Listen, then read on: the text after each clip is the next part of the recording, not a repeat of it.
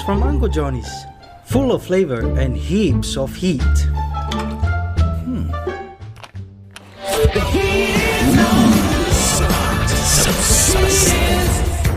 Emawai.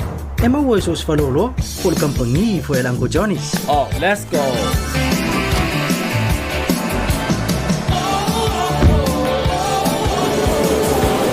Made with freshly harvested hot bird's eye chilies from our local farmers. Pickled to perfection with love and care by Uncle Johnny's.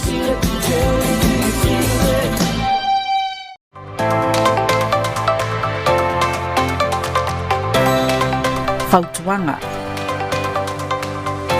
Pe a whai e wha umi na a fia le fulu masani.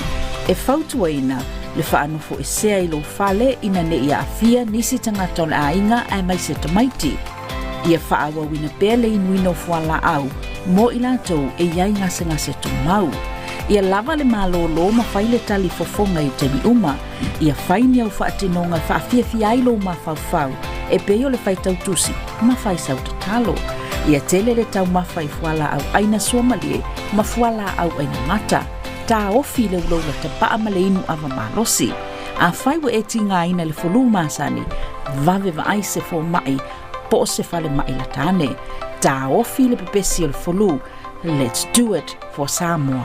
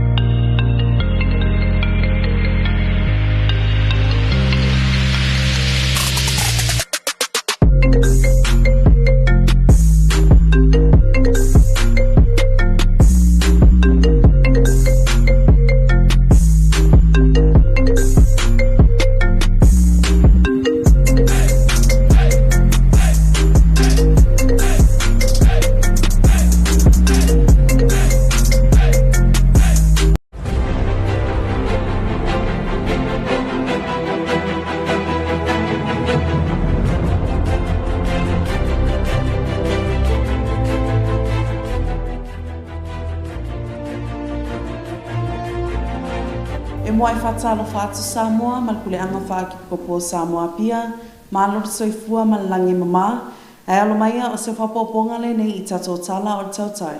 I tala tumua, ta tala le whao luina o swafa I lātou, e fia tau sinio I le tau wanga ai lau afi, I le whamana tuina, o le luas fulua tau sanga, o le kalapu ai lau afi a Samoa.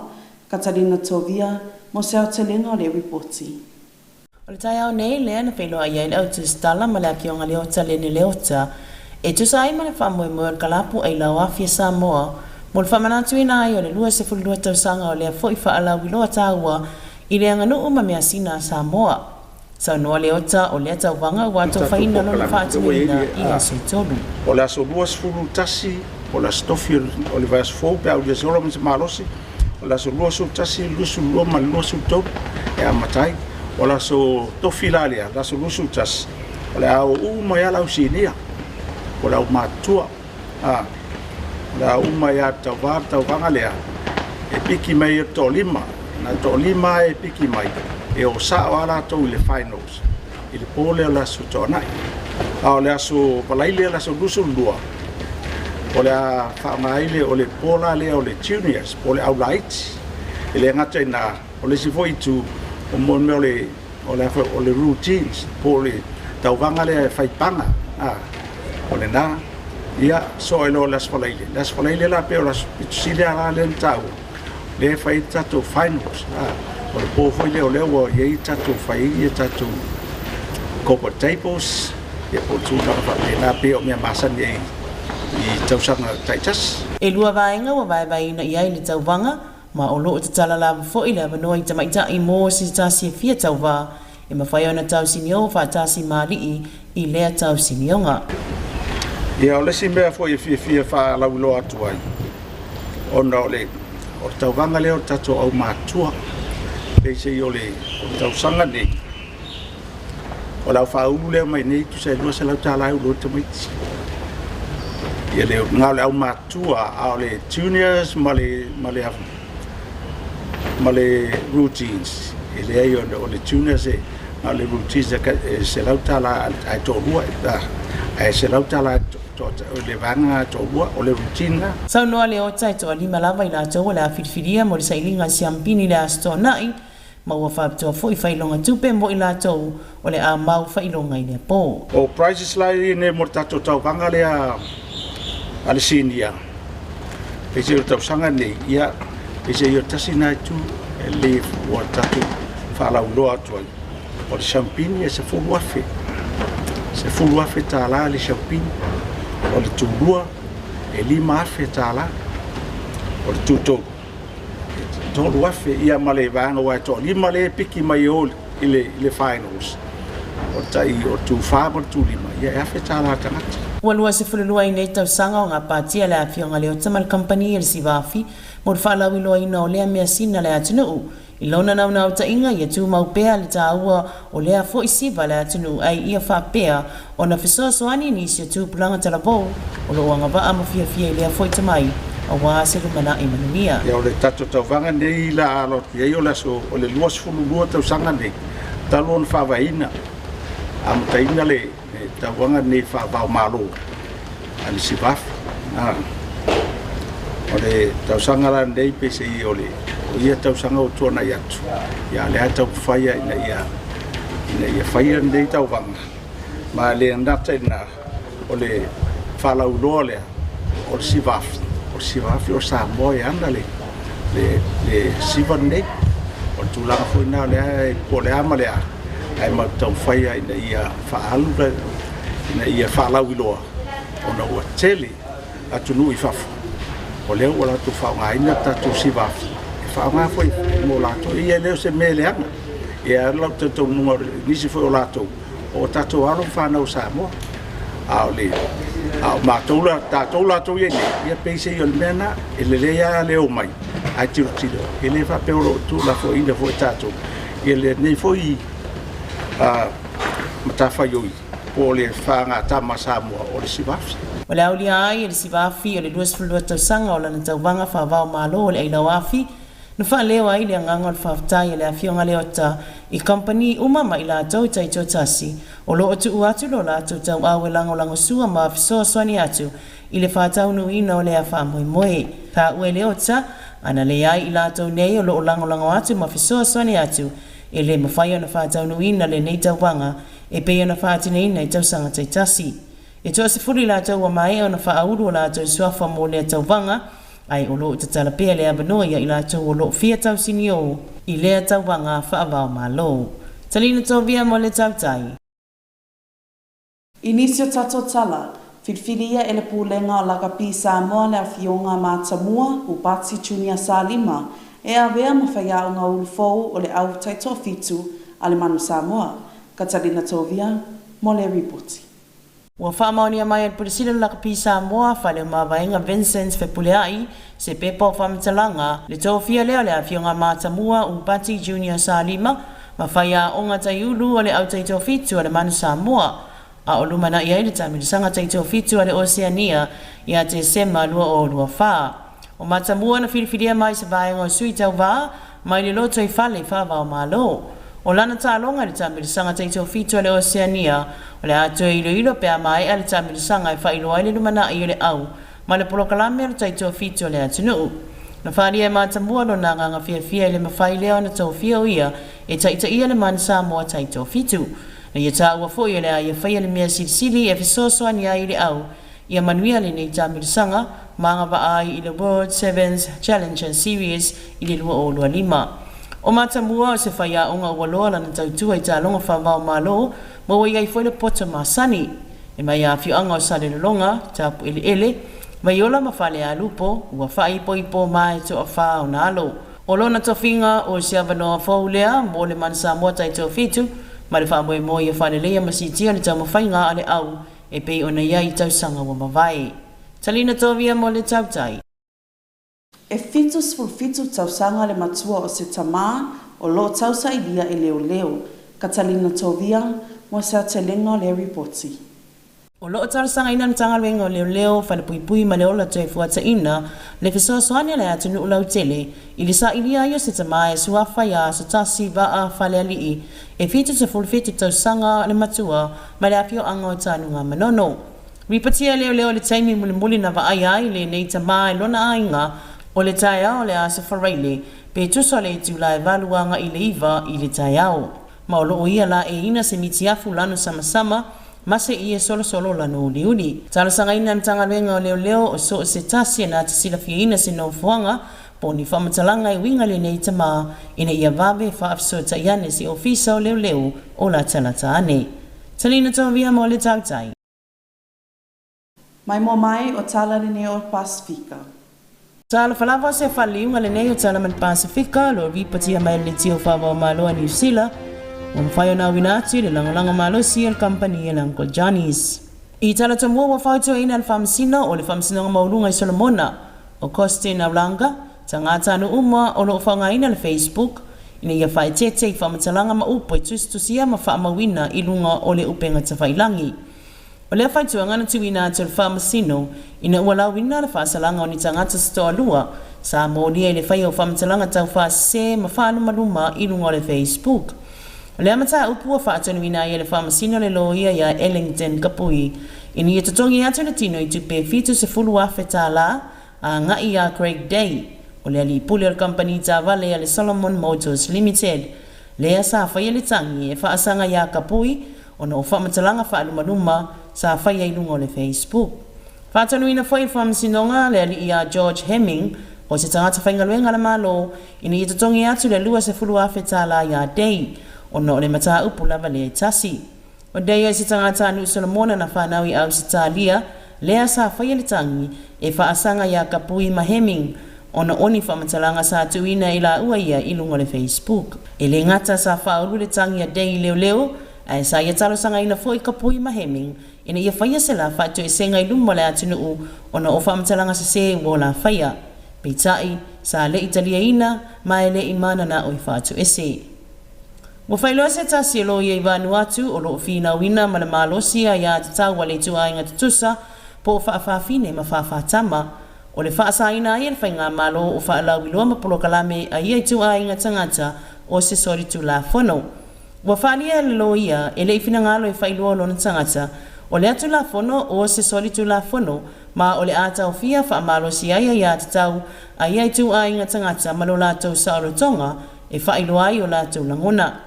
Tau ele lo ia te tau i tangata o na malama o le tau fia ai o ia i tu ai ngā tangata mai lo lātou saolo tonga e whaale wai lo lātou langona o lo usau ai nai i lātou nei.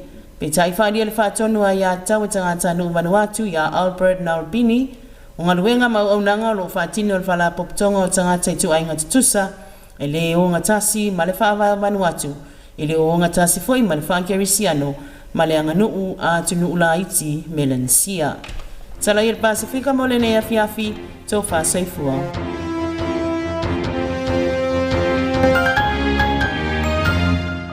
O tala le soifuanga le Ekalesia Katoliko mai le langi atoa me a tuli tuala le misio.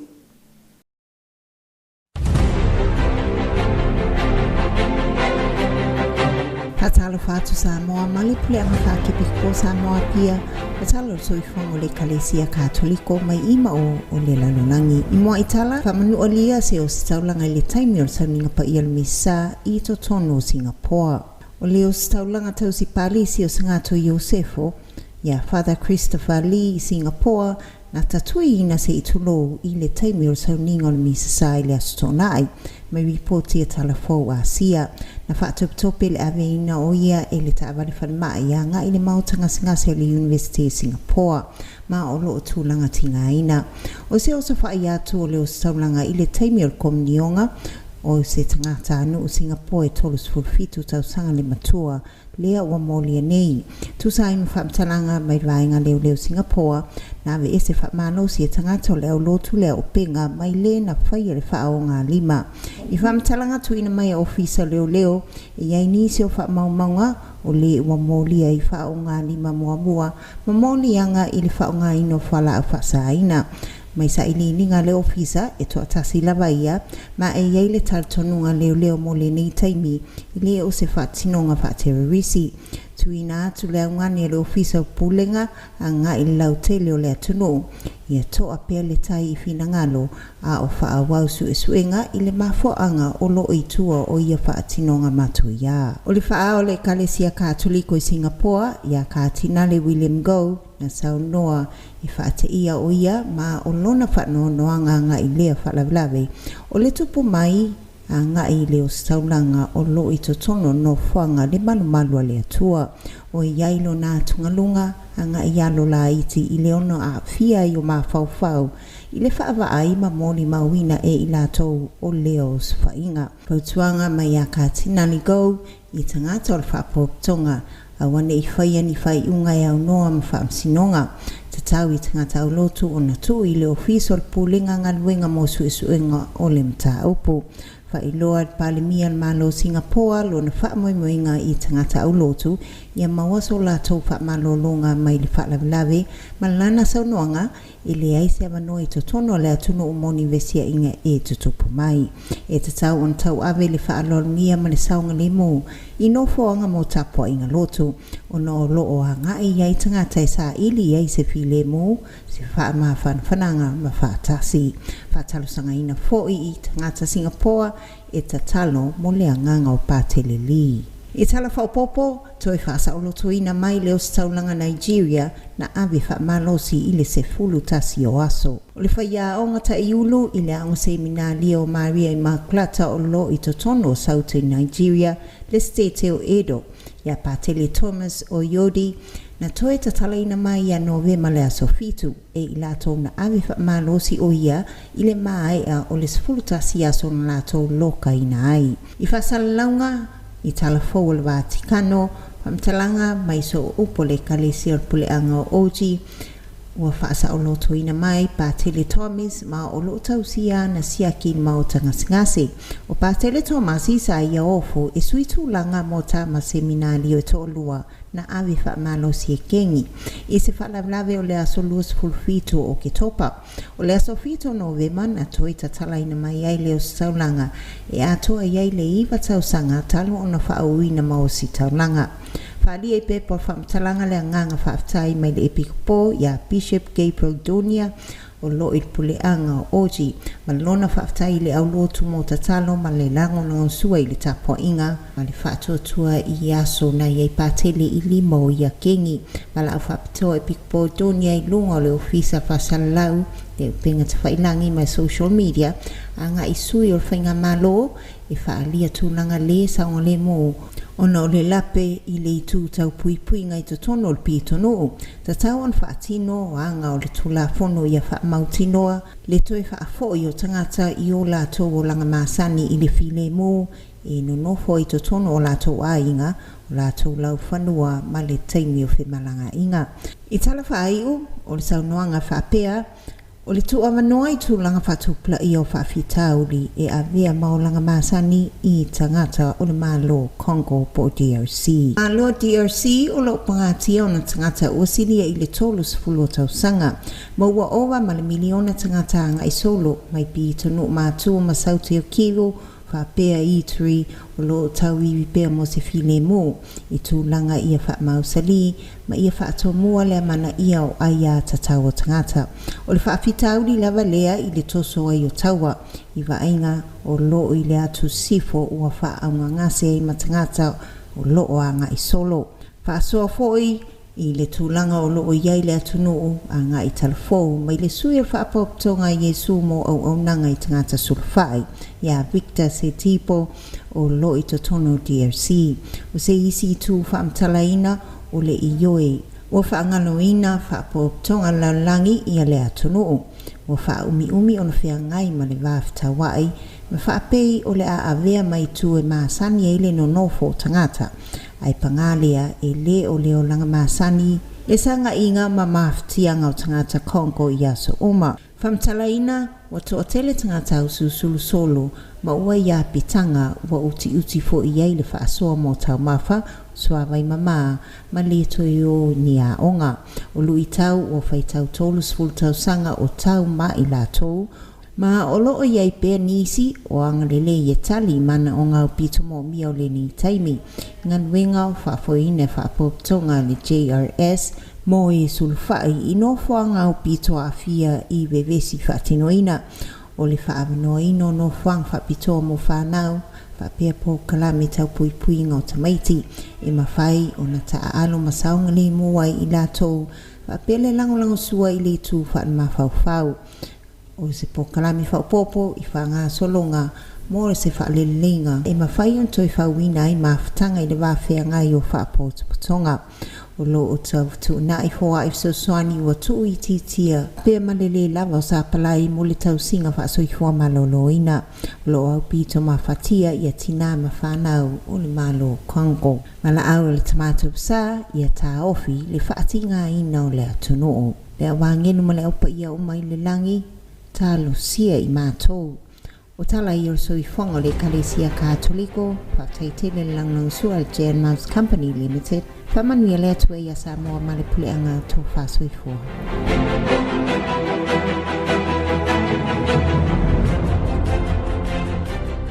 O spainga le nai tato tala o tautai, whaftai la mai mo mai, whaftai langnang sua mai a tato companies, le Uncle Johnny's Ice Cream Factory, Jan Mouse Company Limited, Male matanga luenga o le MNRE. Manuia whasausaunga le fiafi, soifuai.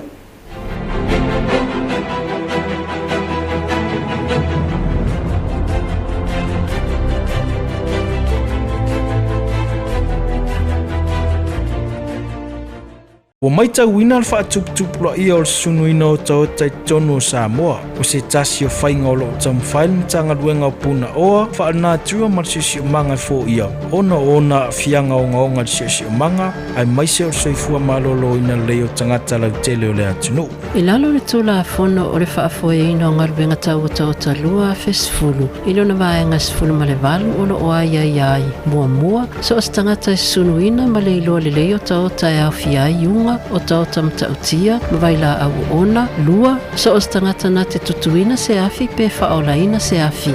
I te tono se no fuanga e whaaputuai o taota, po o se no fuanga e whaafoeinga luenga tau o taota. E te tau na mōlia i lalo le tulafono, pe a whaamaonia lana soli tulafono. Ta ofi le sunuina o taota. O le tātou ngā lulu e whaatasi e manuia e le tātou sisi o manga. Ai maise o tātou sao lea mo soifua malolo ina o e maa. Mo nisi whamtalanga, whafso tai mai mtanga luenga o puna oa, whaanatua ma sisi o manga.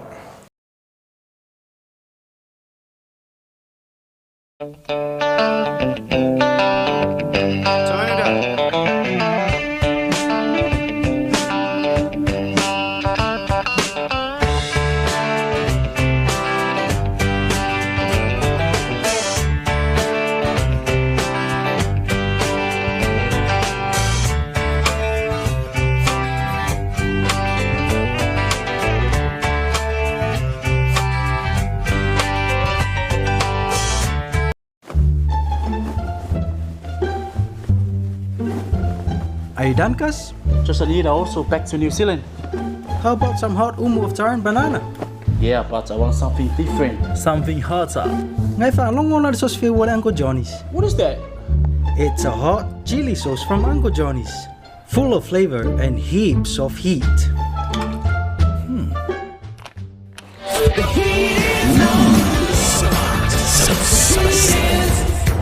Pema wai.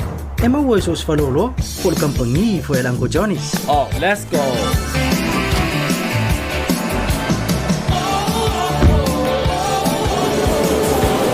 Made with freshly harvested hot birds and chilies from our local farmers. Pickled to perfection with love and care by Uncle Johnny's.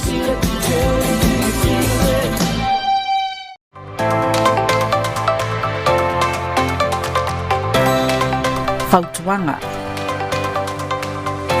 Pe a whai e wha umi na a fia le whulu māsani. E whautuaina le wha anofo e sea i lo whale ina ne ia a fia nisi tangata o le a inga ai mai se tamaiti. Ia wha awa wina pēr le inuino whala au, mo i lātou e iai ngase tu mau. Ia lava le mālolo ma whai le tali fofonga i temi uma, ia whai ni au wha atinonga wha fia ai lo ma whau, e peo le whai tautusi, ma whai sau tatalo. Ia tele le tau mawhai whala au aina suomalie, ma whala au aina mata. Tā ofi le uloula te paa ma le inu ava malosi. A whai wa e tinga aina le whulu māsani, vave va ai se fo mai, po se whale mai la tāne. Tā ofi le pepesi le whulu, let's do it for Samoa.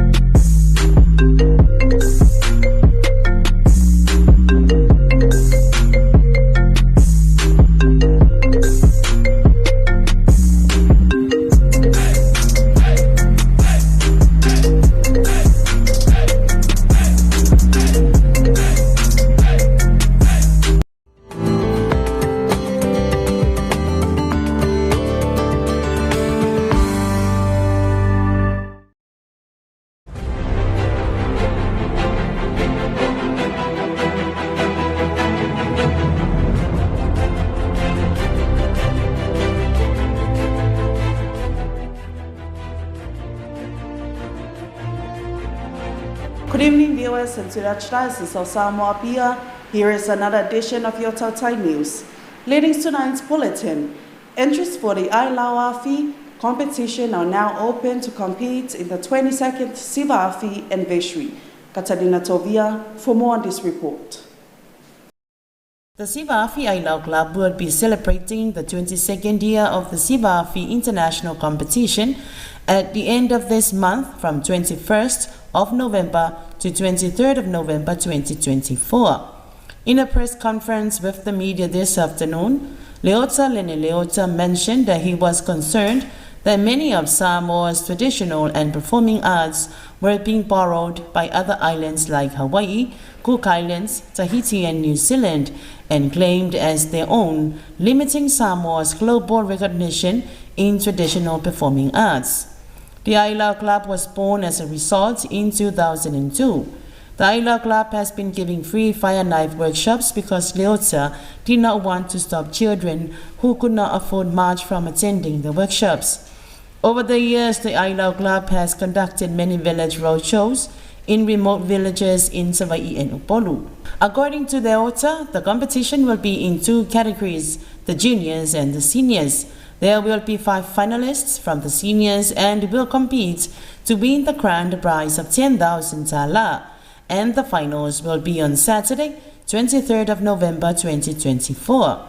The international competition will also attract international participation. The Polynesian Culture Center in Hawaii have advised they will participate. Leota also paid tribute to the various private sector companies who supported them over the years. He stated that none of what they do would be possible without the support of the sponsors, and many of whom have been with Sivafi since the beginning. Most are private sector companies, some small, some large, who value the benefits they get by being associated with the work Sivafi do with the disadvantaged youth of Samoa. Selina Tovia for Tautai News. In other news, Lakapi Samoa has appointed of Matamua Upati Junior Salima as the new head coach of the Manu Samoa Sevens team. Katarina Tovia for more on this report. According to Lakapi Samoa Chief Executive Officer Fale Mabaenga Vincent Fepuleai, Matamua's appointment has come following a broad selection process. The selection panel recommended Matamua from the short listed of qualified local and overseas candidates. Matamua's appointment follows the recent relegation of the Manu Samoa Sevens from the World Sevens Series. His appointment as head coach of the Manu Samoa Sevens is specifically for the Oceania Sevens 2024. After the tournament, his performance will be reviewed for the Lakapi Samoa board to decide on the further direction of the National Sevens program.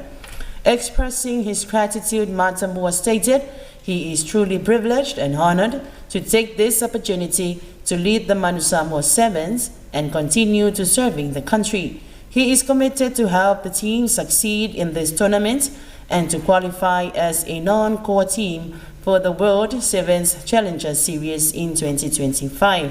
Matamua, a college teacher by profession and a World Rugby accredited Level 3 coach. He hails from Salilaronga, Tapueleele, Viola and Falealupo. He is married and has 4 children. Selina Tovia for Tautai News. Samoa Police is appealing the public for assistance in locating Asotasi Va'a Faleali'i. Catalina Tovia for more on this report. Samoa Police Prisons and Correction Services appeals to the public for assistance in locating Asotasi Va'a Faleali'i, 77 years of age, from Tanunga Manono. Asotasi has been missing from his home since Friday morning, 8th of November 2024. Samoa Police reported that it is alleged he went missing between 8 a.m. to 9 a.m. in the morning. He was last seen wearing a yellow t-shirt and a black balava. Police is urging the public, if anyone has any information regarding Asotasi's whereabouts, to contact any police station. Talina Tovia for Tautai News. And that is the end from your Tautai News. Thank you for watching. Thank you to our generous sponsors, Uncle Johnny's Ice Cream Factory, Changma's Company Limited, and MNRE. Have a blessed evening. Till fast before.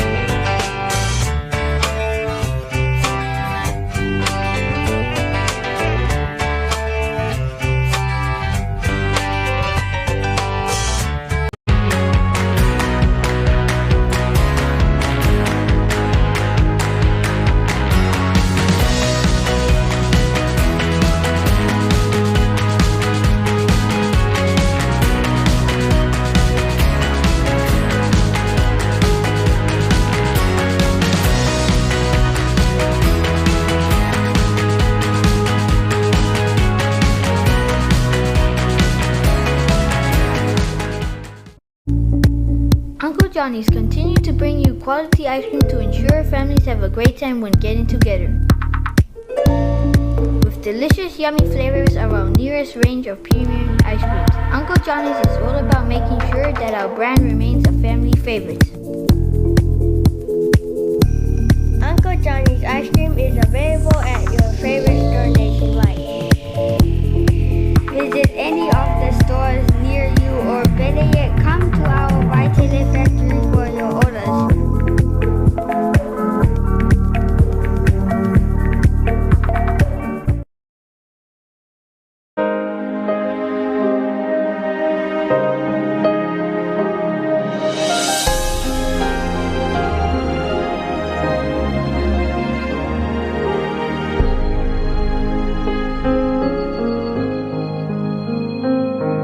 Samoa, the greatest place of all. She is green and blue and lushed with beauty, hearts as pure as gold.